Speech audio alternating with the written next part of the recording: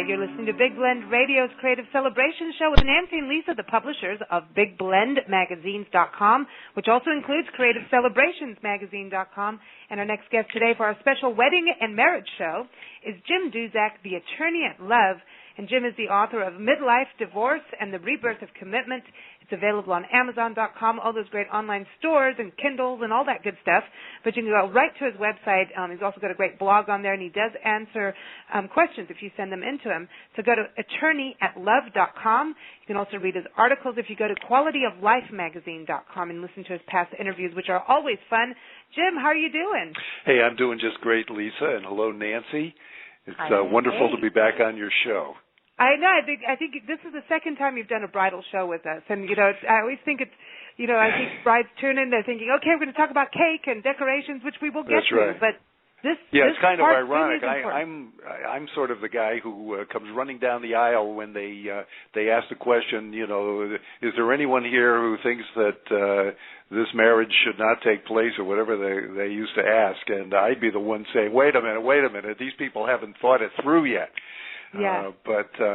I'm exaggerating a little, but the truth is, as you were saying before the introduction a moment ago, that the statistics, and I'm fully aware that statistics can be used to prove anything and everything, but the statistics involving second and third and even beyond third marriages are very sobering. You are, and by the way, just to define the terms, the way that most statisticians use the term, a second marriage is a marriage in which either person, either or both of the people, have been married at least once before. A third marriage is a marriage where either or both people have been married twice before, that kind of thing.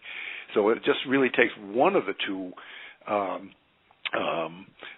partners to have been married before to significantly increase the divorce rate. And when I say significantly, the divorce rate for first marriages, in other words, first marriage for both people, is about 40%, but it jumps to about 60%. That's really high right there.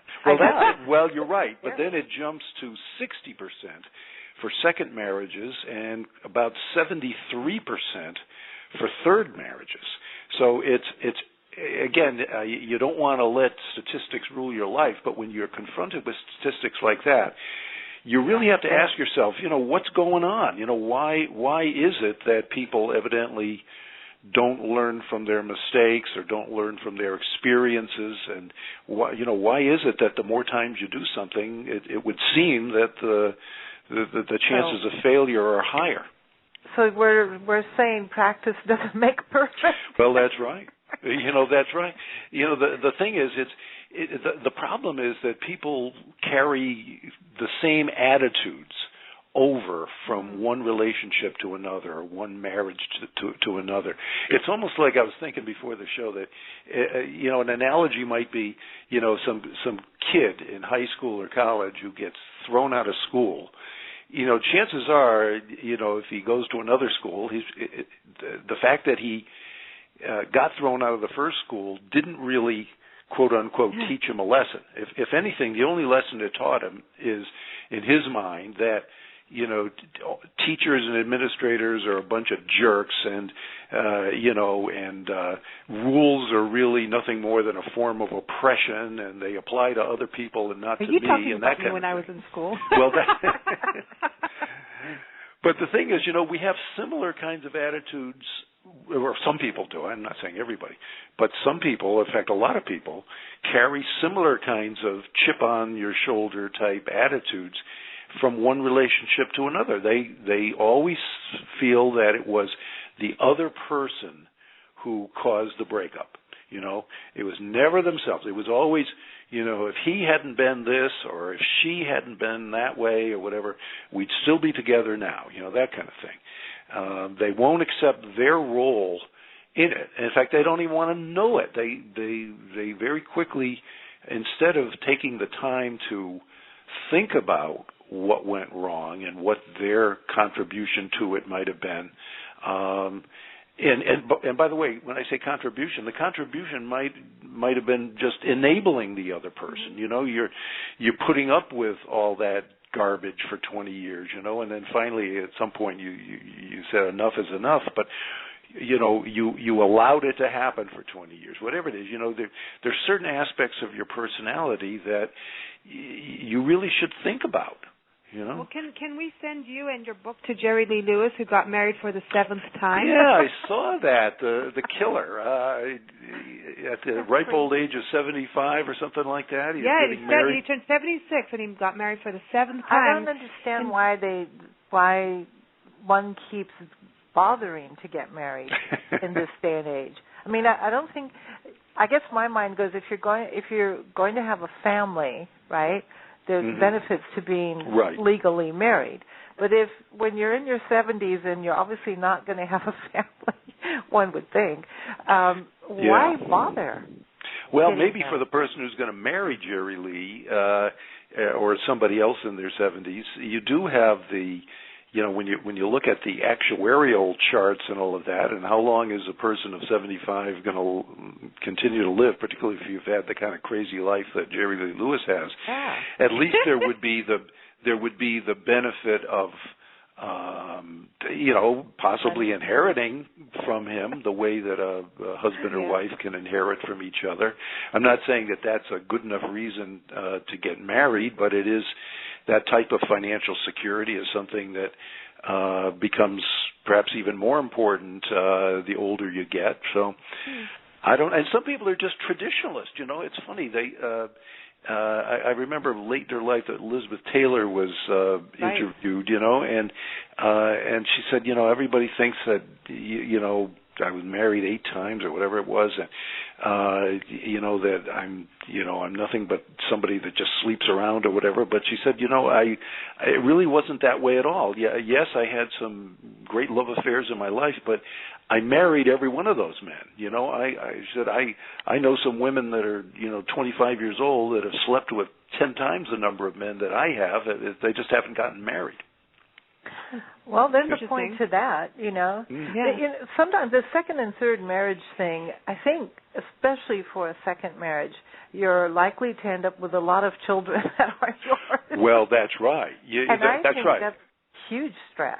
Well, you're right, and I was thinking about this before, too, that it's not just, you know, and kids don't really go away even when they grow up and move out of the house. You know, you could have 2 65-year-old people whose kids are all in their 30s or 40s, and yet you're still dealing with, if you marry this person and he or she has kids, you know, you could be setting yourself up for some real conflict there. You know, it could be that those adult kids just resent the idea of their father or mother getting remarried, you know, or they could have they may feel that you're a gold digger and going to deprive them of their inheritance or something. You know what I mean? So it's not just, when you talk about kids, it's not just the difficulty of blending 2 different groups of kids into the same household, although God knows that's hard enough.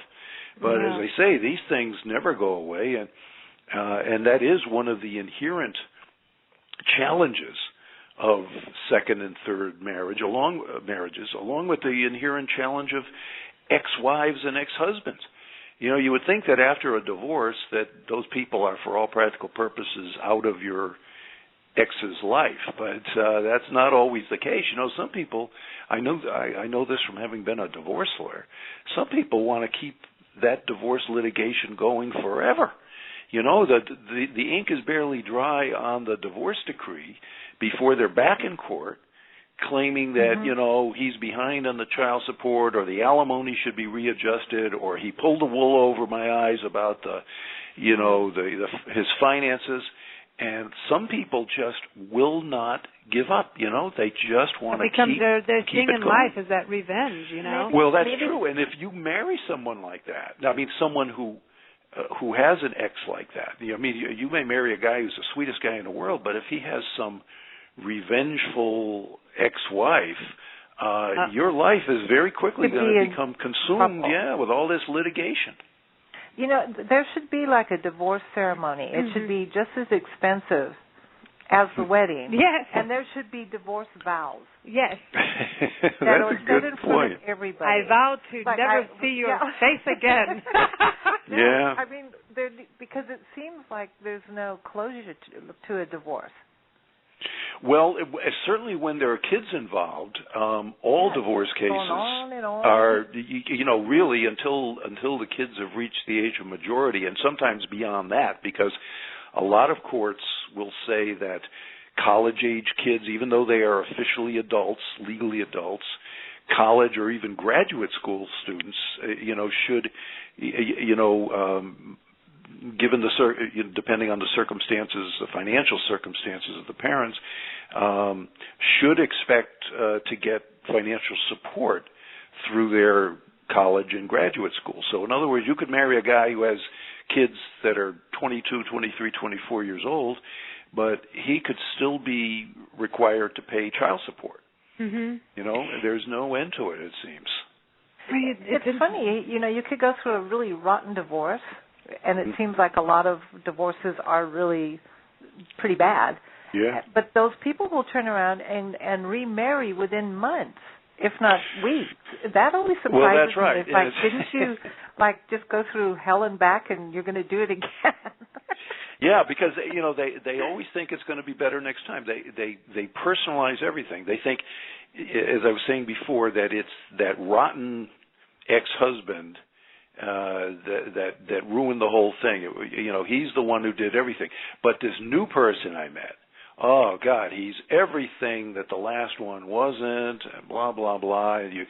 And the trouble is that some people, like the ones you mentioned, Nancy, the ones who are remarried just months after the time, after their divorce, how well do they really know this new person?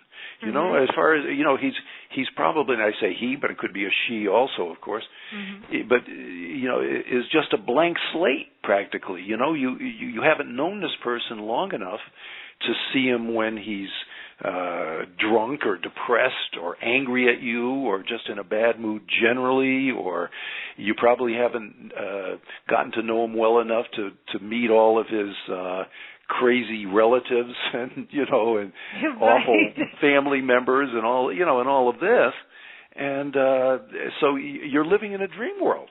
You're thinking, it's going to be different. I think you're right with that, and it's almost because they're hoping so. There's this it's like that infatuation kind of thing. There's infatuations that girls and guys go through. There's crushes that are just like insanely hormonal. Yeah, and people have that. I mean, there's nothing wrong really with that, but at the same time, I remember dating a guy, and we'd been together just over a year, and I'm going, Lisa, you need to come to your senses on this one, and I'm going through this, and then one day he's like, well, do you think if we make it another year, maybe we need to get married? And I went, that's it. You made my mind up. We're gone. We're done. Out.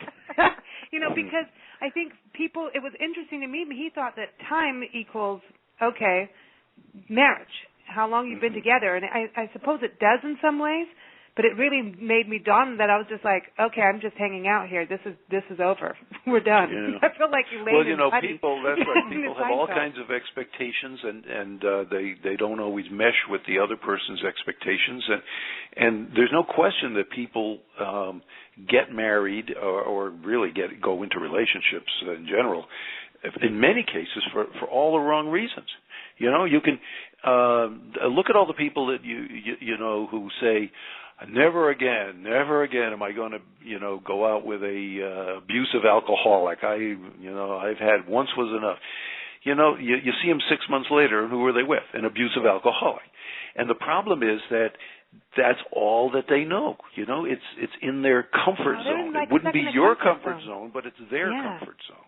The comfort zone thing is dangerous. It always really amazes me that that feeling of you have. My mom's a really good example. Here we go, family stories. My mother. I don't know what happens when Jim comes on the show. Seriously, cannot be You'll alone. You'll never get a husband that way. Seriously, cannot be alone. She has never been able to negotiate through life without a man. She and she has a twin sister who's exactly the same. Go figure. The two of them, it's like both her husbands died within 6 months of each other. They both had to go get boyfriends or new husbands or whatever you want to call them. And whenever the two were without a man, they had to live together. The two women would live together. But then here comes the drama because one would start dating, which meant the other one had to start dating. And because they're identical twins, sometimes they didn't know who was dating who. I mean, it's a comedy. They never were able ever to spend more than maybe like a week alone. It's amazing to me. Yeah. Yeah, and it's not just women, but there are a lot of men too. In fact, the older the man is, the more likely it is that he's probably, by the time he finds himself divorced or widowed, let's say, he's absolutely helpless at these daily life tasks. He doesn't know how to load and unload a dishwasher. He doesn't know how to do food shopping. He doesn't know how to buy clothes for himself or even but that's what dress your mother himself. married. Your mom married that. I was going to say your mother married a troll. Here we go again. Well, she did. But he twice, actually. He married her. He got mad. We only found this out later, after the wedding, and when she got married the second time, your mom, Nancy. Mm-hmm. Your grandmother. Yeah, I have to remind myself about that. But she gets married to him, and she found out at the wedding when she was about to get married. The priest came and said, he had his last wedding annulled, and she didn't even know. Let me correct you. Sorry, but it was when they went to get their marriage license. They were on the tiny little island of Guernsey, and the officiant there it's part of his duties to enlighten one of the parties that the other one had just recently got a marriage annulled, and it wasn't quite annulled yet. Therefore, the license had to wait until the 3 months. But the annulment was because he married. And she didn't even know. Right, and the annulment was because the woman left him because he was trying to, marry a maid. Basically, he wanted a maid, and the other woman's like, "Oh, that's not happening." So they ended up getting annulled with that. But at the same time, Jim, I think this is probably one of the scariest things. Number one, he never told, my grandmother, "Hey, this is what happened." That's a sign right there. Number two, halfway through the marriage, down the road, a couple years, he had a series of strokes, but apparently he had a stroke before and never told anybody, and here he was drinking and carrying on, and I think that sometimes you have to be really aware of these issues. Right. But the thing is, your mother, not to. You can go wherever you want with that. I mean, not to pile on here, but the truth is she ignored all kinds of red flags. Right. She had a chance to get out of this thing before it started, when she had the information about his apparently, found out about his previous marriage and all of that and the circumstances of it. And she still chose to, once the waiting period was over or whatever, to go through with it, And I couldn't believe it. I was, and it wasn't like my job to stop her. All I could do is say, hey, whoa, somebody tried to tell you something, clear your mind. You better think about it. And this guy, we call him the troll because that's what he is. His first wife died. Mm-hmm. Within 3 months, he married the maid. When that got him annulled, he married my mom. Yeah. And she became the maid. And it's like, hello. Yeah. Do you not see? But then, she really can't be alone. The weird thing is, though, at some level, these people probably have, and this is going to sound strange, but they probably have a relationship that works for them. It wouldn't work for me. It wouldn't work for you. It wouldn't work for most rational people. But the good thing is that they seem to have found each other, in some crazy way. You do. You're right. It's like through a pen pal club for trolls. Yes, it was. No, really. And everyone listening, we're really not cruel, mean people. But there's reasons why we say these things and can do it because there's a list. So there's a list of trollism. No, but I do think people need to know who they are before they go into a marriage, whether it's first, second, third. I mean, I guess if you're starting to go to your fifth, sixth, seventh, it's really ridiculous anyway.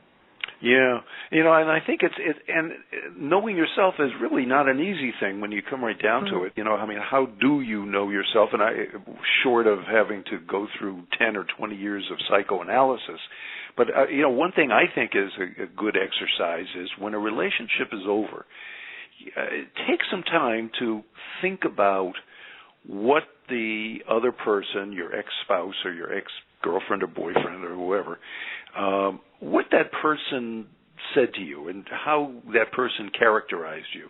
And it's not going to be easy to think about this. And most of us want to put it out of our mind. But if your ex kept saying for the last year, 5 years, 10 years that, let's say, you're controlling or you talk too much or conversely you never talk or whatever the common theme was, unless that ex of yours was totally delusional or saying things just for the sake of hurting you, chances are there was something to it.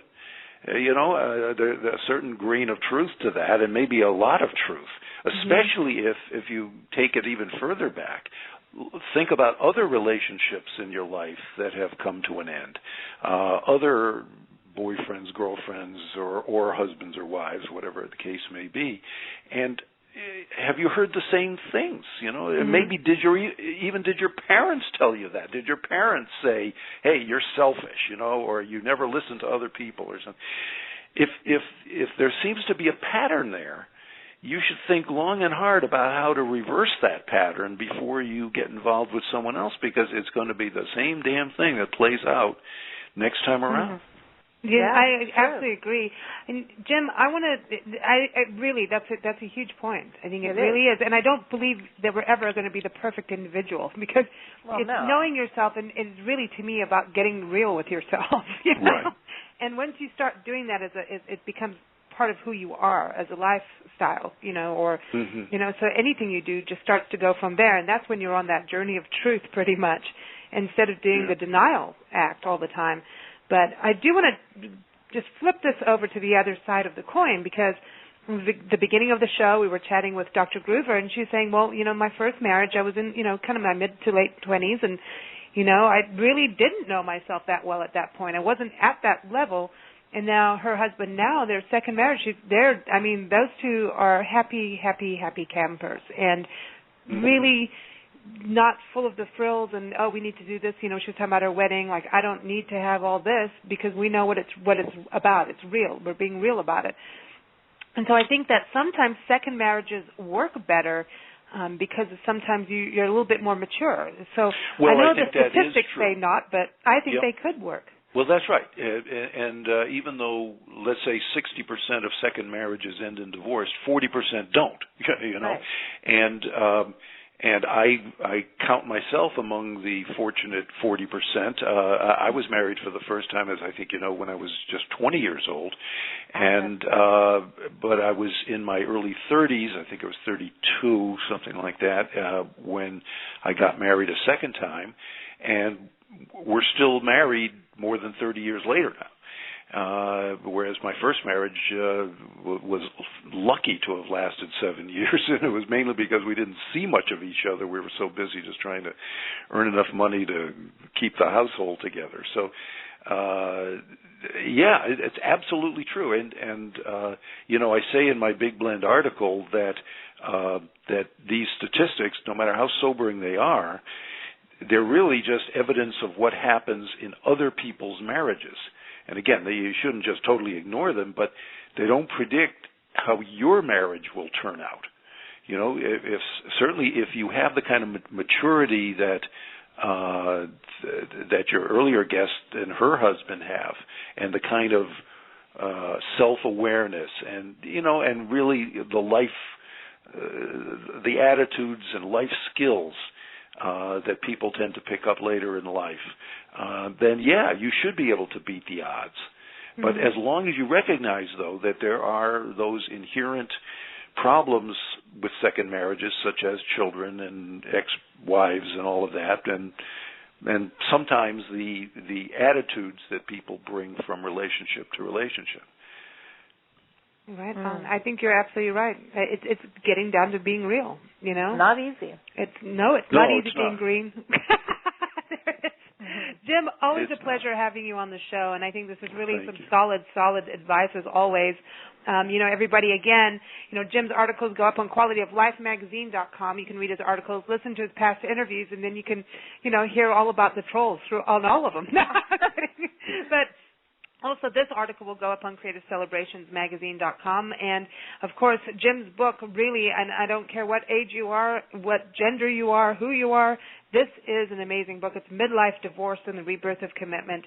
And that's all about what we've been talking about pretty much all day so far on this show was getting to know who you are and standing up for yourself, really. Isn't that's Absolutely. Really what it's all about? That's essentially what it is, just learning who you are, and I'll just say a very quick thing that unfortunately in a lot of marriages, people will let their personality be dominated by someone else's, not just personality, but their values, their goals. So it's really important when you end a relationship or if it's ended for you, retrace the steps, figure out, go back to when you really did have a mind of your own, because you want to live with that the rest of your life and not let somebody else make your decisions for you. Excellent. Everybody, again, Jim's book, Midlife Divorce and the Rebirth of Commitment, get it on Amazon, all those great stores, but just go to attorneyatlove.com. That's attorneyatlove.com. He's got a great blog, and he does answer questions from readers of his blog. So thanks so much, Jim, and we'll see you soon. Thanks, we'll talk Jim. to you You're soon. welcome. It was great being on again, Lisa and Nancy. Good luck. Thank you. Yes. Bye-bye. Good luck with trolls. I'm going to write a marriage handbook for trolls. I had to bring up